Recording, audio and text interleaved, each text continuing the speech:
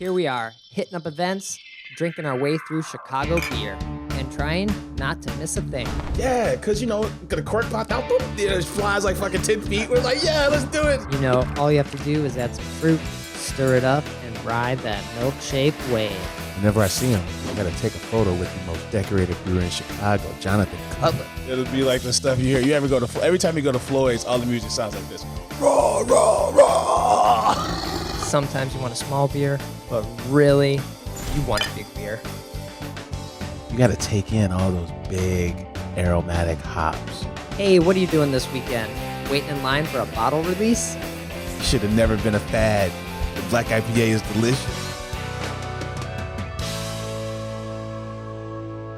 Hey, and welcome to Chicago Beer Pass. I'm Brad Chmielewski. Brad, what's up, man? I'm Nik White. And we are getting after some IPAs. We're flipped around on the camera. We're looking in the other direction in the studio. Way. I liked how it looked on our last episode with the V.S.O.J chick, because then the mics aren't blocking our face. I like that. Okay.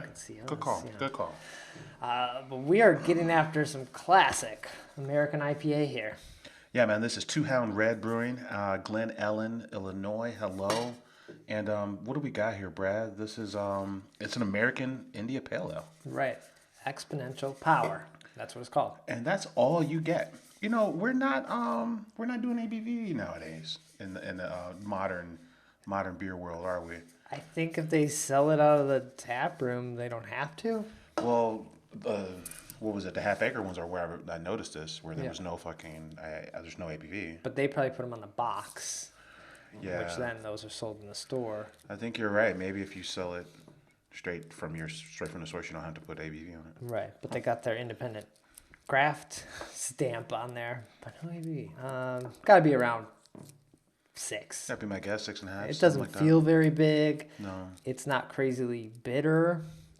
It's pretty easy drinking, a little malt heavy. Classic malt American IPA. Yeah, where it's in check. It's in check. It's crisp, so it's not quite like an English style, but it's in check where the hops aren't like, whatever hops they're using aren't like dominating everything. Right. I couldn't even tell you. I'm not even tasting one that I'm like, that's Simcoe, that's Centennial, that's number 36 NB7. Yeah. It's got a pronounced hop profile, but it's just right. Yeah. For hoppiness, yeah. I think the name, it slightly confuses me when you're drinking the beer because Hound Red, I kind of think I'm going to get red. I was trying to understand, like, the logo kind of looks like, I don't know, maybe a wolf or a dog or something. And a fox, yeah. But yeah, I'm drawing a blank on what Hound Red even means, man.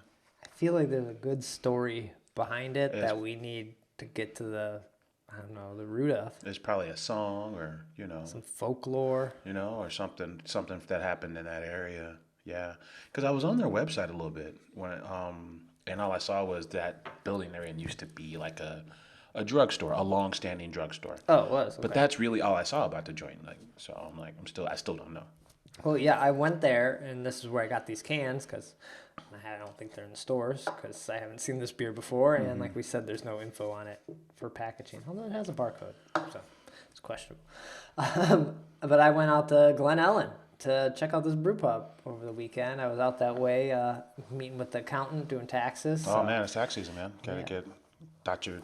Usually we go to Two Brothers, and I was burnt out on it. You just those pros out. I was like, the food's not that great. Warrenville? Yeah. Okay. The food's like not that great.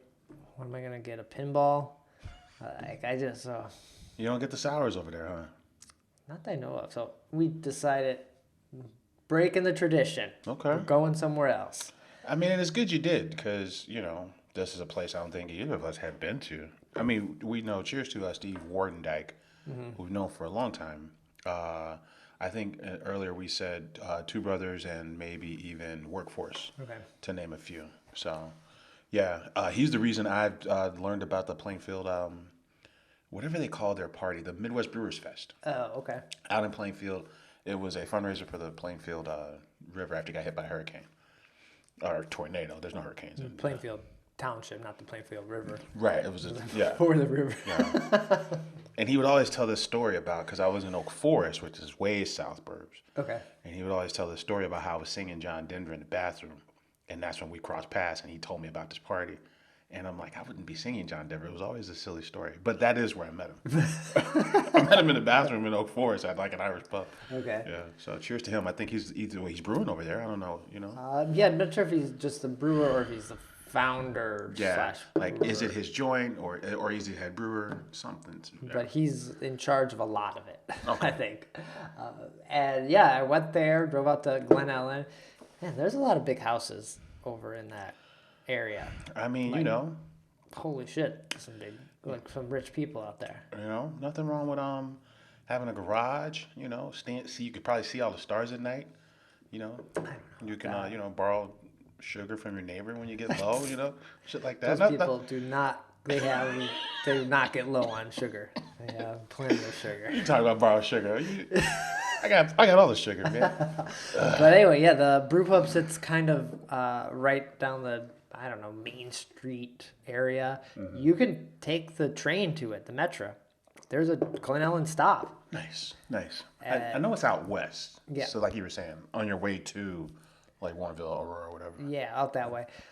So the little downtown was super nice. The brewery, brew pub has a parking lot, so you can park there, and then you go in, and the space is super nice. It's very like warm feeling. It almost has a bow truss ceiling, but not quite. But it's very like wood rafters. Like you can, I don't know. It feels like you should have like a fire going and just like someone on like a guitar That sounds nice, actually. playing music kind of That thing. sounds very nice. Some big windows in the front, so lots of natural light coming in. It looked like there was like a space in the back, like a party space or event space that I saw a bunch of people in. Mm-hmm. And then huge bar set up with a bunch of big TVs around it.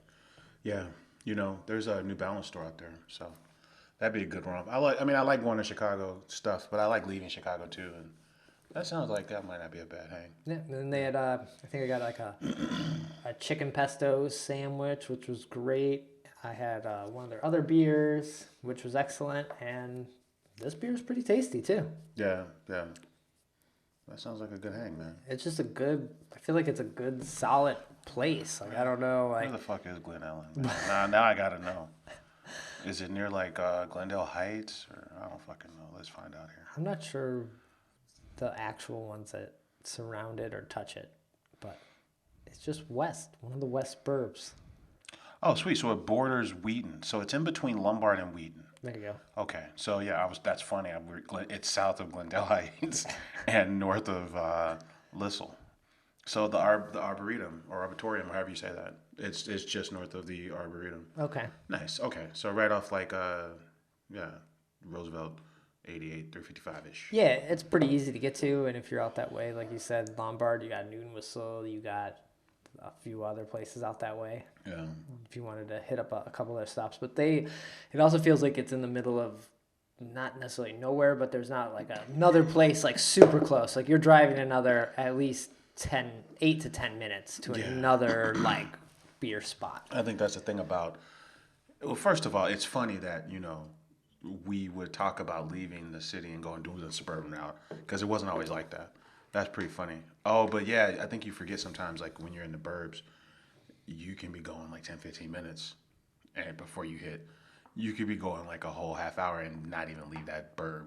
Like, Sometimes, yeah. You just think you're in the burbs and it's like one after another, but they're kind of spread out, kind of oddly. Yeah. So I'm not sure what else they're doing. We could talk to the brewmaster there, Steve, and just kind of find out more.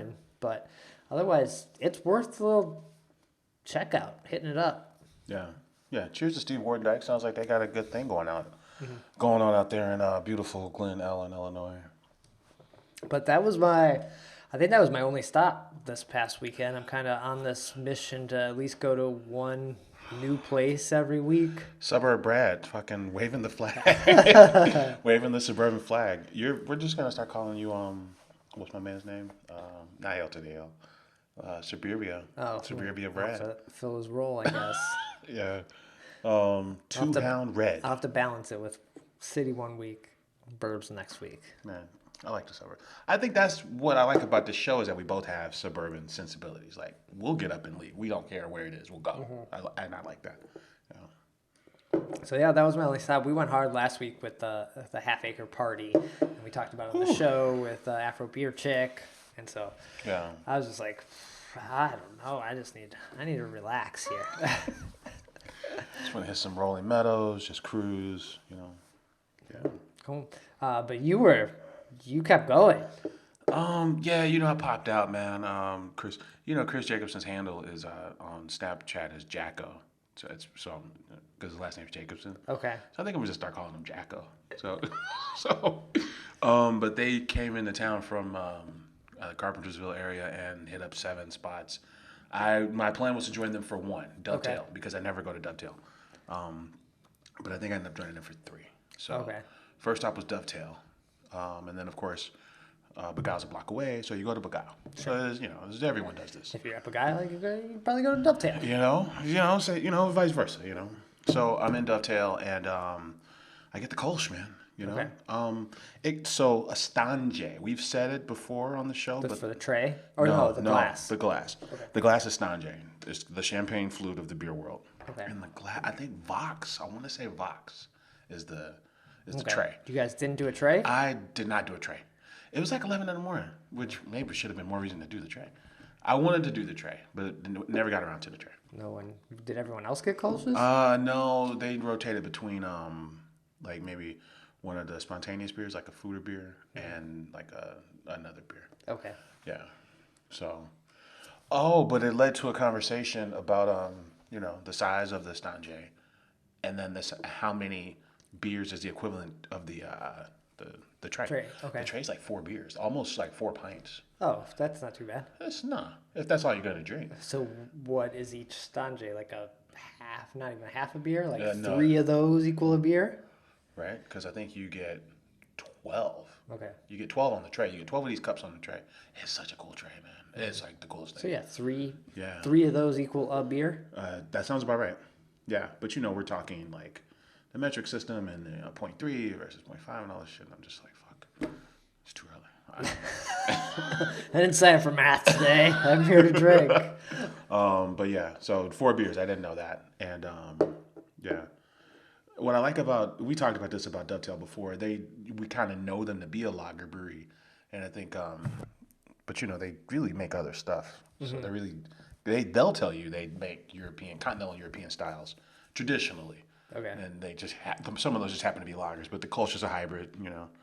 The foeder program is all like wild fruit beers, and those are ales. So they do stuff other than lagers. Okay. So, good hang. I never go to Dovetail. Good hang. Nice. Yeah.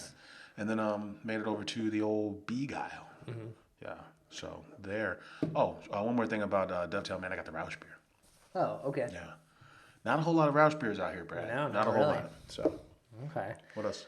That's not too bad. So then you walked the block over to Beguile. Yeah. Grabbed what'd you get there? Christmas ale? No.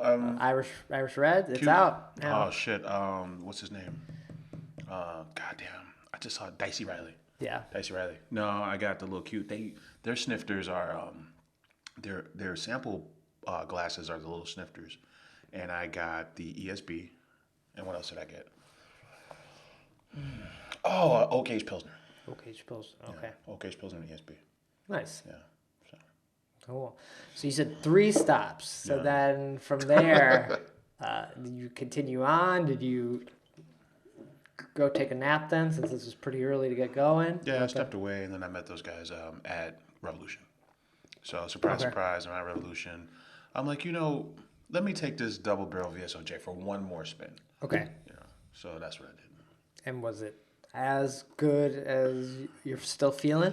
There's something about the nose that kind of feels like I don't know, kind of herbal and earthy and kind of like sand, like dirt. Okay. And then it goes into all of its V.S.O.J things that you know it to be. So it's the most memorable of the ones we had. So yeah, that just confirmed that. Did they really nice. also agree with this? They were all in, and then some of that stuff doesn't make it out there. So they were even talking about getting dark mode, very special old dark mode. Oh, okay. Which I think was a milk stout. Sounds right. Yeah. So they were doing flights. One of the guys didn't really drink barley wine, but to each his own. Yeah. So. Nice. Okay. But yeah. So all I got was double barrel again, and then I left. Nice. Not bad. Little 3-stop for a weekend day. All before like 2:00, I'm sure, or something like that. Yeah, pretty ridiculous. Nice. Any other stops, or was that about it? Oh, man! Shout out to On Tour, and I want to say On Tour is doing. I'm gonna crack another one of these, man. Unless we're still drinking. Do it up. All right. Yeah. I mean, what better time than right now, Brad? Yeah. Fell up in Dovetail. No, Dovetail. On Tour. Tour. Cheers to On Tour. I went in there for a pint. I got the California Common from Dovetail. Okay. From On. Why do I keep want to call them from On Tour? Yeah. How was it? Was it busy there? It was quiet. I think there may be like 2 other people there, and I think what I like about On Tour is whatever year that was, 2017, I think it was, where they almost won. They won Very Small Brewery of the Year at JBF because they took 2 medals, and I think the rumor around Denver was because these were like silver and bronze, these medals they won. But if one of those was a gold, they might have won Brewery of the Year that year. That's right. Yeah. So, and they kind of fly under the radar. They're walking distance from brew yards. And I think that's what I like about them, So I went in there for a pint. On tour, I think it just kind of refers to just being on tour as a musician. They have when you go in the bathroom, you see all these music acts on the board. Because they're basically deadheads. Exactly. Their logo kind of is inspired by the Grateful Dead kind of lightning bolt. But it's a hop, but in the same vein. And, there's Jerry Garcia on the wall. Hand portraits, and there's like the Dolly Parton on the wall, and it's a good hang. It's a very chill scene. There's barrels in kind of like in glass, kind of private, almost like a humidor style kind of private room. Right. Yeah. And then there's they have a bar where there's a bar with taps, and behind that is the brew house. Right. But then there's a door like a giant door that kind of hides the brew house. Right. So I'm gonna post it to the site. There's some footage of it. It looks cool going up. Oh, I've always only seen it open. I didn't know that it closed. I didn't know it closed either. Why would they close it when they're actually brewing? Maybe, or they don't want to be bothered. Yeah. Okay. But So you just had the one there? yeah, I was one and done. Nice. I was over that way on Monday. Went to the Bulls game. Let's go Bulls. We were there early to get the free hat and everything. Oh yeah, I'm starting to like that because that's like what the Sox do. Yeah. You get free stuff. You went there for the. I went there for the free stuff, and then we're in the 300 level. But we just stay on the 100 level. Went to the Goose Pub. Oh yeah. So I was continuing my, drinking 312 for the most for the whole year again. So I had a 312 and then had a green line sitting at the pub, just waiting for the game to start. Doing that. Because you gotta get there early for the hat. Right. And the only other beer I had was the 312 Bulls can one for the picture. Yeah. But It's this weekend. on a Monday, everything is closed around there. Midwest Coast is closed. District Brew Yards is closed. Cobra Lounge is closed. Or All Rise. I'm sure On Tour was closed too. Great Central, they close early. That's ridiculous. So there wasn't even anywhere for us to go to get another beer afterwards. We made our way to Kaiser Tiger. Oh. Well, yeah. Well, that's too bad because, come on, you kind of want beer, especially like that building, right? The Hawks play. I would assume there's a game there every night, minimally a few times every week. Right. So that's kind of weird. I'm surprised. Or if there's a game on a Monday, you would think at least Midwest Coast would be open. Because that's the closest one. Right. Yeah. On game day or game night. That's ridiculous. Be open. So that was kind of a bummer for a Monday night because I would have loved to hit up Midwest Coast or something like that. Yeah.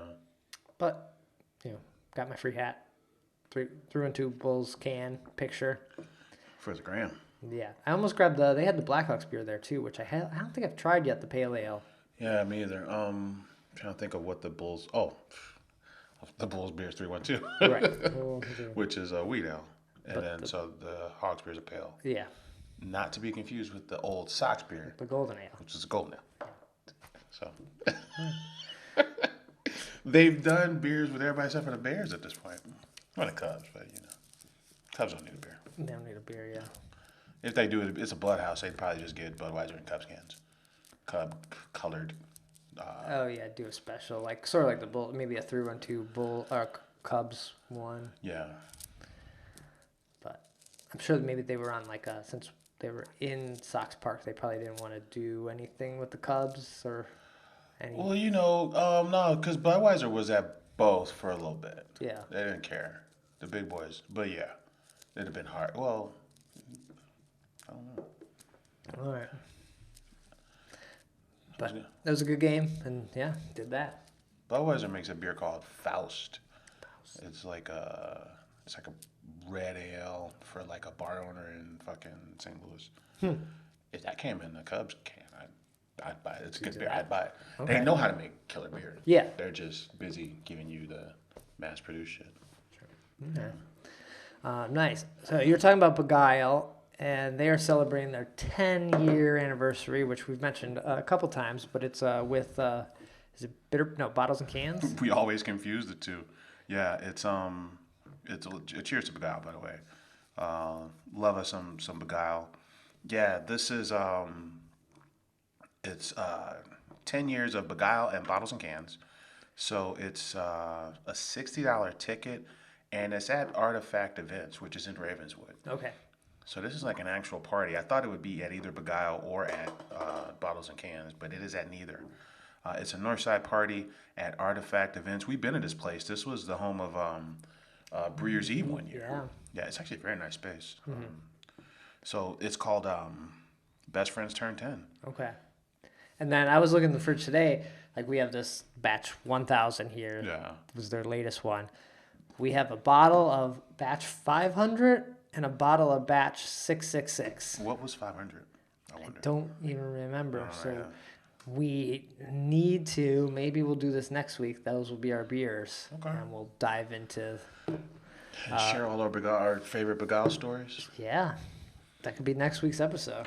I don't have too many, but I do like Beguile, and I know that I've been there a few times. Yeah, I've been there quite a few times myself.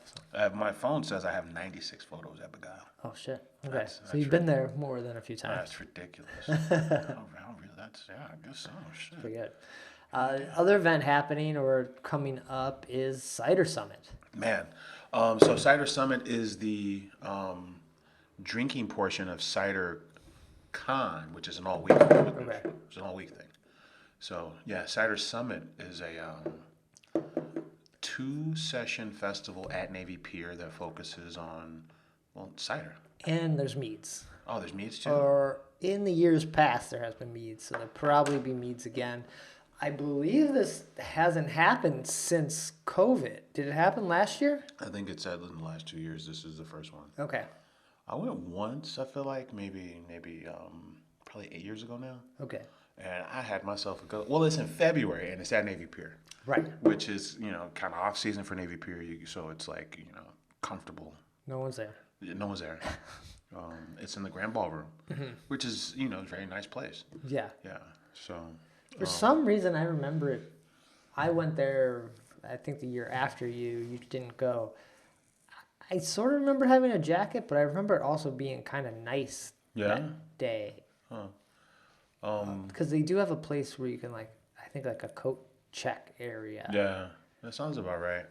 I do like the fact that you can try all these fancy European ciders. The impression going into it was that I'd just been drinking apple juice for 3 hours, and that's partially true. But the range of flavors was kind of blew my mind. I didn't understand that, it's got as many ranges of flavors as beer does. Yeah. I mean, so I thought it was pretty cool. And the nice thing about something like Cider Summit is you can try a bunch of these ciders that you're not going to pick up.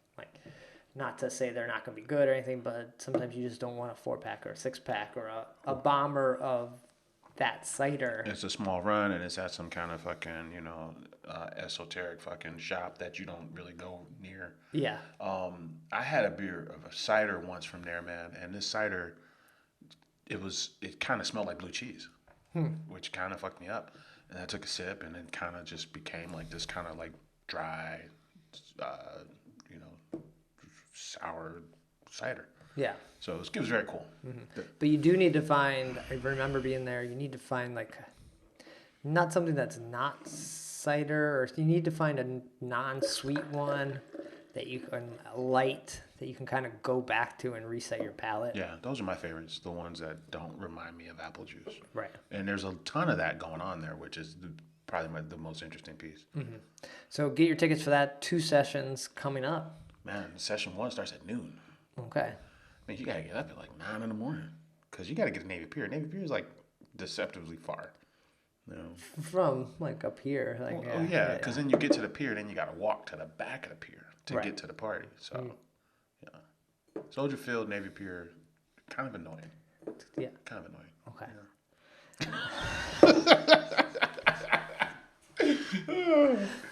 Man. Any other events or things happening people should check out? Man, you know, Brad, I think that's it, man. Okay. I think like... You feel like you're missing something? Is it Northwest Brewfest or Northside Brewfest? Brad, what the hell are you talking about, man? Brewer, it's like with Eris and all these like... Oh, like a Northwest side thing? Northwest Side Brewfest thing. I think I saw this and I wasn't sure if it was coming up or this was just like letting people know that this is happening again. But I think there's a Northwest Brewfest coming up. Well, that would be cool, because that's Old Irving and Eris and Alarmist and shit, Lake Effect. And, Yeah, I think I saw the thing I saw was like the day and night. Printers Row. Right, but the day and night, the coffee. Living Nails? Oh, No. you're talking about Uppers and Downers. No, that place that they're doing. Oh, Day Glow and Night Glow. Yeah. Yeah, I think okay. they were on that or Really? mentioned. Yeah, which is a dude from Lagunitas who started, what's the crew in Humble Park? Damn, now I'm drawing a blank. Oakenroy? Yeah, the dude in Humble Park used to be at Lagunitas, started Oakenroy and Humble, but now he's leaving because his brother had a coffee shop called Day Glow, and he's starting a brewery with his brother Next door. called Nightglow. Yeah, right. That's what I think it was. Yeah. Hey, These are drunken stories that people tell us. I was hanging out with a buddy of mine downtown, and she was like, "Yeah, you guys' show is kind of like Drunk History. So whatever you're doing, just get more drunk and just keep doing it." That's what she said. You know, I thought it was funny. I wasn't gonna say, "Oh, shout out to this podcast I listen to, man," because the guy from Middlebrow was on the show. Okay. And I think his name's Peter. Oh, but anyway, he's a lawyer from the South Burbs, Oak Forest. He went to U of I for undergrad, and then he went to University of Chicago to be a lawyer. And his original plan was, tax law. So let's help restaurants save money on taxes. So is that why he's not giving them health insurance and making all their customers pay for it? Well, not quite. That's not what I was going to say. I thought he's trying to, save the restaurant money. No, he was saying any money we save them on tax code and we get money for that, for doing that, then we'll just give it to charity. So there was a business at the current bungalow location that they were helping, and they said, hey, that place is closing. Why don't we move in there and just start a brewery there, because they were all home brewers anyway. Okay. But that's the origin of Bungalow, Middlebrow, which I never knew that part of their story. So that's all I was trying to say. I know Brad loves getting his receipt at Bungalow, and it lists all these things that they charge you for that are not food related. Right. Yeah. So. Health insurance, COVID, and then of course all your other taxes. But yeah. Oh, but he was talking about how like the lady, I think Josie Miller Bakery, which is a mill in San Francisco, she runs the pizza and the bread program. Okay. Yeah. So, and that's why the pizza and bread's so good. They got a manager of a mill in San Francisco to come run both. Damn. It's it's pretty good shit. Okay. Pretty good. I remember being in San Francisco and seeing Middlebrow at one of the beer bars I was at, and I was very confused. It was like Off Color and Middlebrow was there, so whoever the distributor was of those two must have been the same. 12%. And then I was like, wow, I don't even see Middlebrow in Chicago.